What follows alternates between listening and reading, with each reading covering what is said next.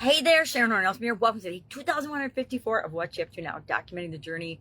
Originally, as I hopped online from the brick and mortar corporate world of business, I spent over a quarter century in corporate America in different capacities, primarily the quality function, leadership processes, systems, automation, how we do things, how we meet customers' expectations, how we provide the quality of products and services that we're selling to our customers, how we make sure that they are getting what they want and getting what they expect each and every time. And that involves, guess what? Everyone in the organization. I loved it because I got to poke my nose in everybody's business. I got to see how everything worked inside and out, forward and backwards, and report directly to the upper echelon, if not the CEO or owner of the businesses that I worked for or worked with. And so I like that. I always thought it was fun. I have a propensity, and I love the big picture aspect of different businesses and different industries, and so it afforded me the opportunity to see into them and decide what I did and did not want to participate in. On the outside of my professional corporate jobs, I always had a bunch of different businesses on the side, usually one or more businesses while working in corporate America, which gave me a whole lot of freedom to be myself and express myself and be true to myself as well as the corporation that I was working for. Or sometimes it was LLC, sometimes it was big privately held family owned businesses. Worked for a lot of different industries and businesses. So following my divorce, after my ex-husband and I, separated all of our assets, I was like, okay, well, what am I going to do now? I'm not going to go back into doing things that I was doing with my ex-husband. What do I want to do now?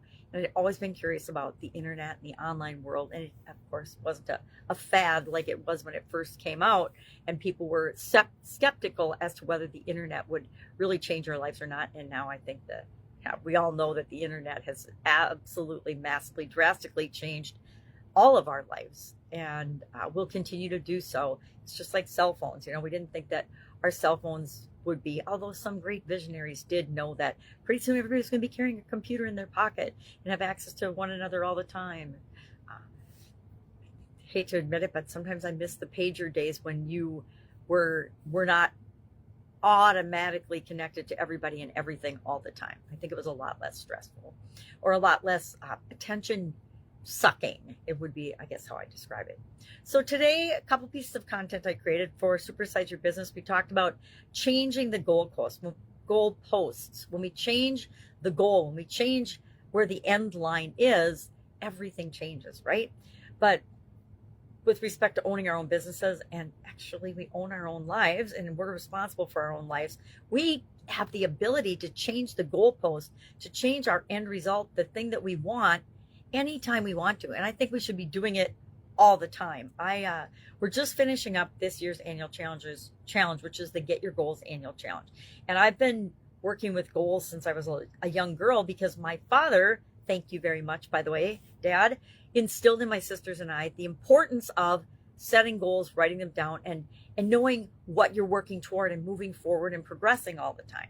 A lot of people, I think, are just going through the motions of living. And I've done that. I've done that in periods of my life where I'm just going through the motions, doing what I can do to survive and get by. And those were not the most fun, exciting, or wonderful times of my life. When we're living for other people's expectations or other people's shoulds, we find ourselves very stressed out, very unhappy in a lot of ways, and we can actually get sick and almost die, or we can die and still be lucky enough to be here talking. That's my personal experience. So talked about that and about where it came from. It's a relatively new idiom. It comes from British soccer as well in Britain, as well as in the United States. It's used a lot with respect to businesses. And I find it's often used as an excuse. They moved the goalposts, therefore we didn't meet our projected profit margins. You see it a lot in news reporting and the media and in annual reports and things like that. Well, this is why we didn't meet our objectives, boop, boop, boop, boop, boop. And they're blaming all kinds of other things. And yeah, there's outside forces that impact all of us and all of our lives and all of our businesses, but it's up to us to decide and take personal responsibility for how we're going to respond to that. Think of the COVID pandemic. People that just sat and waited for the COVID pandemic to be over struggled the most during that time period because it seems like it went on forever and they're still trying to force it down our throats today.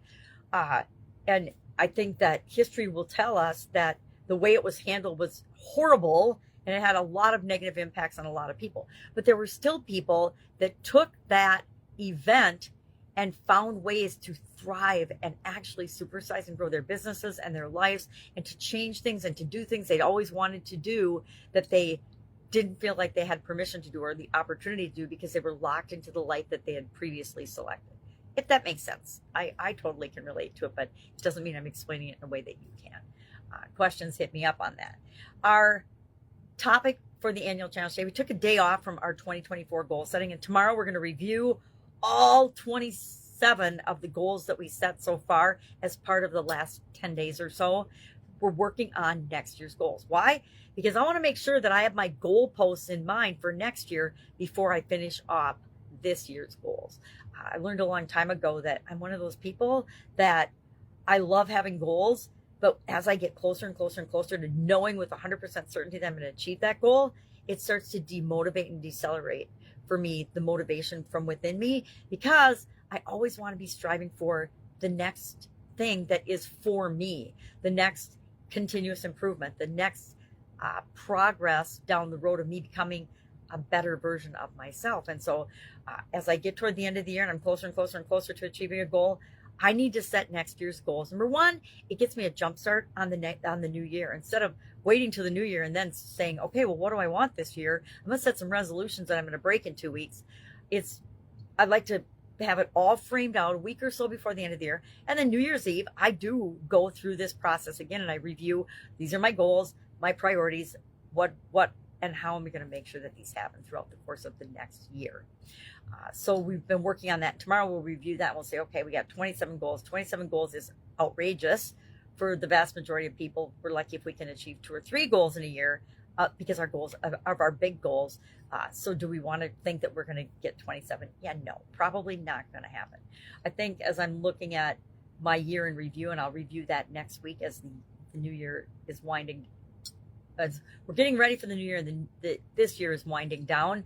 I always review, okay, what worked, what didn't work, what lessons did I learn, what can I do differently, what worked really, really well, and I want to continue doing that moving into the next, to 2024. But today we talked about and reviewed our lifeline exercise. This is like the end of the year review for our lifeline exercise.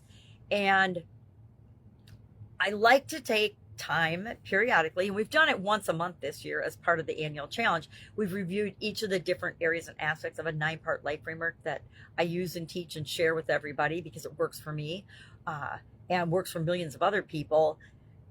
Not compartmentalizing, but thinking about each area and aspect of our life and setting goals in it and managing it and doing things and automating them to make sure that we can get what we want.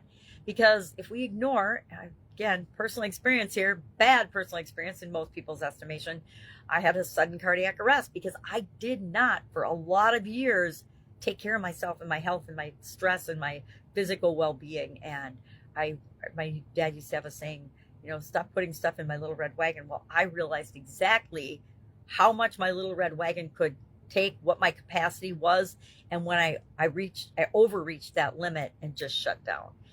And I don't ever want that to happen to me again or anyone else I love and care about.